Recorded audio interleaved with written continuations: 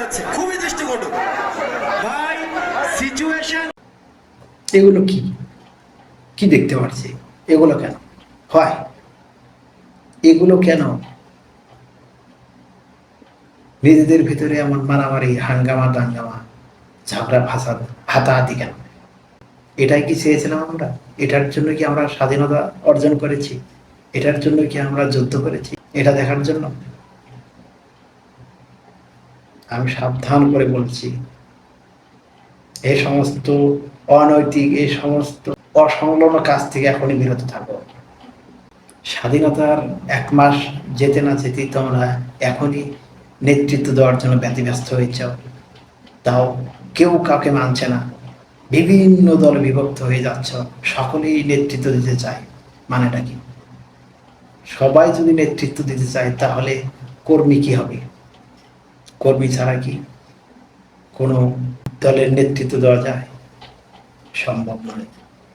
নেতৃত্ব দেওয়ার জন্য, নেতা সাজার জন্য একটা বয়স লাগে, একটা সময় লাগে। তোমাদের সেই সময়, সেই বয়স হয়নি। তোমাদের বয়স এখন লেখাপড়া, তোমাদের কাজ এখন পড়ার টেবিলে। তোমরা পড়ার টেবিলে চলে যাও। এই সমস্ত বিষয় নিয়ে হাঙ্গামা দাঙ্গামা সৃষ্টি না করে এখন পড়ার টেবিলে চলে যাও। যখন সময় হবে, যখন বয়স হবে, তখন অটোমেটিকভাবে সেই চিন্তা তোমাদের মাঝে চলে আসবে। তোমরা যা করছো সেটা আবেগে করছো। আবেগ দিয়ে কোনো কিছু হয় না, বিবেক দিয়ে কাজ করতে হবে। এই যে স্বাধীনতার পরের থেকেই এই দিন সমাবেশ, ওই জায়গায় সমাবেশ, ওই জায়গায় প্রোগ্রাম, ওই জায়গায় অনুষ্ঠান, প্রতিদিন কেন এত সভা সমাবেশ, এত অনুষ্ঠান, এত প্রোগ্রাম কেন?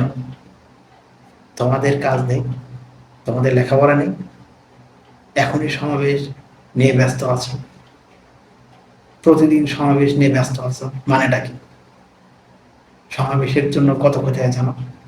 রাস্তাঘাট বন্ধ হয়ে যায়, মানুষের কাজকর্ম নষ্ট হয়ে যায়। এত সমাবেশ, এত অনুষ্ঠান করলে দেশের অর্থনৈতিক ক্ষতি হয়। প্রতিদিন কিসের এত সমাবেশ? সাবধান করে বলছি, দ্রুত তোমরা পড়ার টেবিলে চলে যাও, তোমরা স্কুলে চলে যাও, তোমরা কলেজে চলে যাও, তোমরা বিশ্ববিদ্যালয়ে চলে যাও। যার যে জায়গা সেই সেখানে চলে যাও। এই সমস্ত অসংলগ্ন চিন্তা ভাবনা মাথা থেকে বাদ দিয়ে এখন তোমরা তোমাদের কাজে চলে যাও। নেতা সবাই হতে চায়, অনেকেই হতে চায়, কিন্তু সেটার জন্য বয়স লাগে, সেটার জন্য সময় লাগে। সেই সময়ের জন্য অপেক্ষা করো। হ্যাঁ, তোমরা রাজনৈতিক জ্ঞান রাখো, তোমরা অর্থনৈতিক জ্ঞান রাখো, তোমরা দেশের পারিপার্শ্বিক সামগ্রিক যত বিষয় আছে দেশের, সবকিছুর জ্ঞান রাখো। জ্ঞান রাখলেই যে রাজনীতি করতে হবে তা তো নয়। যারা নির্বাচন করে ক্ষমতায় আসবে, যেই দলই আসুক না কেন, তারা যদি স্বৈরাচারিতার পন্থা অবলম্বন করে, যেহেতু তোমরা জ্ঞান রেখেছ, তাহলে দ্রুত সেই বিষয়ে ঝাঁপিয়ে পড়বে এবং সমাধান করবে। কোনো শাসক যদি এসে ক্ষমতায় এসে যদি স্বৈরাচার পন্থা অবলম্বন করে, তাহলে সেই স্বৈরাচারের নিয়ম কানুন আমরা সমূলে উৎপাদন করে দেব, সেটা শুরুতেই। আর শুরুতেই যদি সেটাকে আমরা মনোৎপাটন করে দিই, তাহলে স্বৈরাচারিতা করা সহজ হবে না, হবেই না। এই জন্য বলেছি তোমরা জ্ঞান রাখো, দেশের জ্ঞান রাখো, রাজনীতি অর্থনীতির জ্ঞান রাখো। এর মানে এই নয় যে তোমরা এখন এই রাজনীতি করার জন্য ব্যতিব্যস্ত হয়ে যাবে, না, তোমাদের ধারণা ভুল। তোমরা যারা মূল সমন্বয়ক, তাদের সামনে নিজেদের ভিতরে আধিপত্য বিস্তার নিয়ে ঝগড়াঝাটি করছো। এই যে হাসনাত, এই যে সার্জিস, এদের সামনে তোমরা মারামারি করছো, হাতাহাতি করছো। মানে সকলেই চাচ্ছে নেতৃত্ব, সবাই নেতা সাজতে চাও। এরকম নেতা সাজার জন্য যদি বিভক্ত হয়ে যাও, তাহলে ওই পরাজিত শক্তি, যাদেরকে আমরা এই দেশ থেকে বিতাড়িত করেছি, যে স্বৈরাচারকে, তারা কিন্তু এই সুযোগ গ্রহণ করবে। তারা ঘাপটি মেরে বসে আছে আমাদের দুর্বল পয়েন্টের জন্য। যখন আমরা দুর্বল হয়ে যাব, তখন তারা কিন্তু আমাদের সেই দুর্বল জায়গায় আঘাত করবে, আমাদেরকে কুঠার মারবে, বর্ষা মারবে, আমরাও একদম ভ্যানিশ হয়ে যাব, আমরা ধ্বংস হয়ে যাব। এমন কোনো কাজ করো না যে আমাদের বিপদের কারণ হয়ে দাঁড়ায়। আমি লক্ষ্য করতে পারছি তোমরা যে কাজে লিপ্ত হয়ে যাচ্ছ, তোমরা যে সমস্ত কর্মকাণ্ড করছো, অদূর ভবিষ্যতে আমাদের বিপদের সম্মুখীন হতে হবে।